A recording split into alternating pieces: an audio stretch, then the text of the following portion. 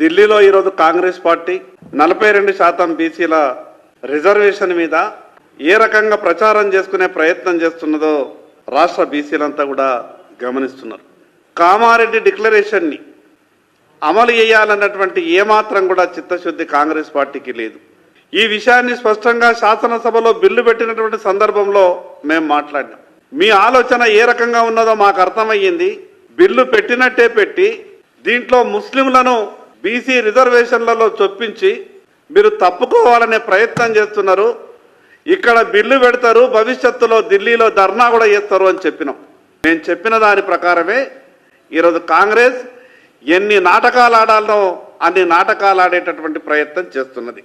ఇప్పటి వరకు కాంగ్రెస్ పార్టీ నుంచి సమాధానం రాలేదు.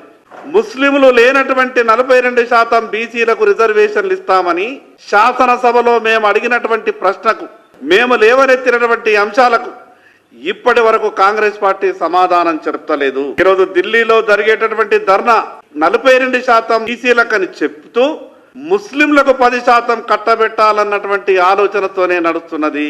2014లో తెలంగాణ రాష్ట్రం వచ్చినప్పుడు ఈ రాష్ట్రంలో బీసీలకు 34% రిజర్వేషన్లు అమలైనవి.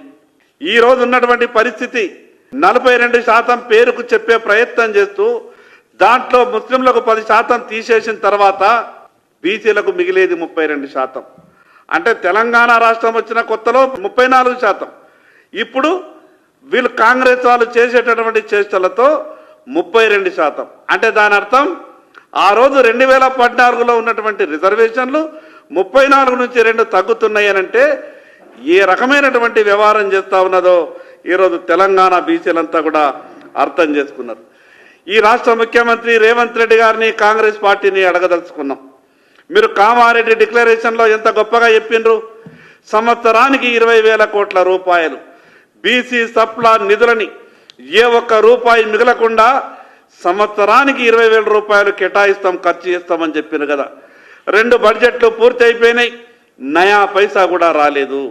ఉమ్మడి ఆంధ్రప్రదేశ్ రాష్ట్రం ఉన్నప్పుడు తెలంగాణలో బీసీ కార్పొరేషన్లలో వేలాది మందికి ఉపాధి అవకాశాలు వస్తుండే. ఇప్పుడు తెలంగాణ రాష్ట్రం వచ్చిన తర్వాత గత 10 ఏళ్ళు టీఆర్ఎస్ పార్టీ పరిపాలనలో గదే మోసం జరిగింది. ఈరోజు కాంగ్రెస్ పార్టీ వచ్చి 20 నెలలు గడుస్తున్నా ఆ రకమైనటువంటి మోసమే జరుగుతున్నది.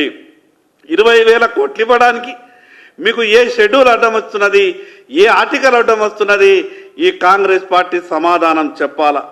మరి అదేవిధంగా చాలా గొప్పగా మాట్లాడుతున్నారు కదా 42% గురించి. ఏదో ఇచ్చినట్టు సంబరాలు చేసుకోండి అని చెప్పారు. మీ నేత, మీ ఆదినాయకుడు రాహుల్ గాంధీ ఏం మాట్లాడతాడో దేశం మొత్తం తిరుగుతూ ఒకసారి తెలంగాణ రాష్ట్రం వెళ్ళి చూడండి, మా కాంగ్రెస్ ప్రభుత్వం అధికారంలో ఉన్నది, ఎంత గొప్పగా బీసీ రిజర్వేషన్ 42% అమలు చేస్తున్నామో చూడండి అని చెప్తాడు. ఎక్కడ అమలైంది 42%? ఎట్లా మాట్లాడతాడు మీ రాహుల్ గాంధీ? తెలంగాణలో ఏం జరిగిందని సంబరాలు చేసుకోమని చెప్తా ఉన్నారు.